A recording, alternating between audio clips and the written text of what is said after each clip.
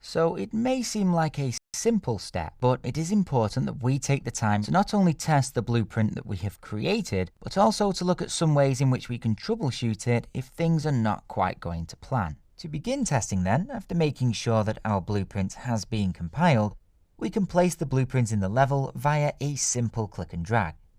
And to set up its position, inside the Details tab, I will use location values of -559 for the x-axis, -272 for the y, and a value of 6 for the z, after which we can set the scale x, y, and z values to 1.5. We can then come to the top of our UI and click to play test the level. We always want to make sure that we have compiled a blueprint before testing, as some nodes, variables, and parameters don't actually engage or update unless we do, making it a habit that we want to get into early on.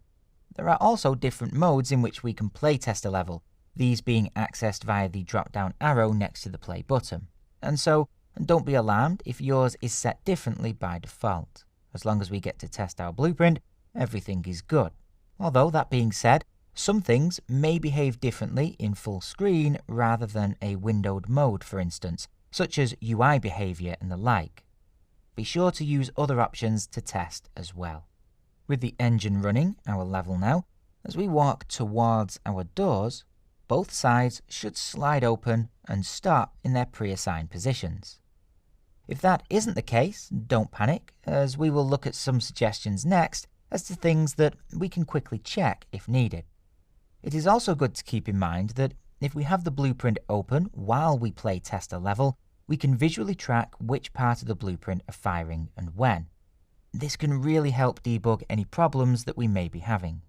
A 2-monitor setup is ideal, but we can always shrink the blueprint window down somewhat if we don't have that.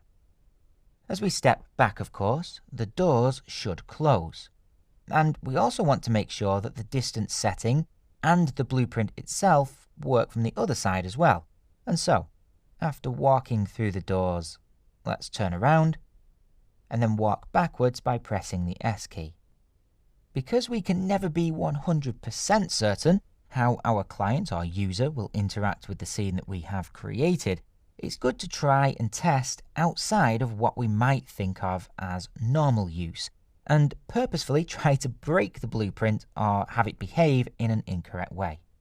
For instance, we can try moving in and out of the collision box really quickly in order to see if it is possible to confuse the blueprint. You will perhaps be surprised at the ways in which users can break your well-crafted blueprints, and so, if you have co-workers, get a number of them to test it for you just to be sure. Making sure that we are being thorough then, with the doors closed, let's walk towards them and make sure that they do open from the opposite side as well, which should work just fine.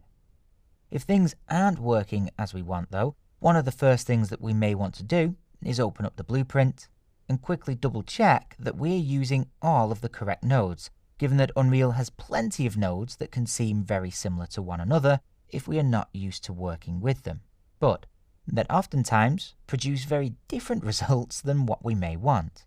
Sounds simple, but it can easily be done. Something else that can catch us out, and so is worth checking, would be the fact that all of our inputs are hooked up correctly.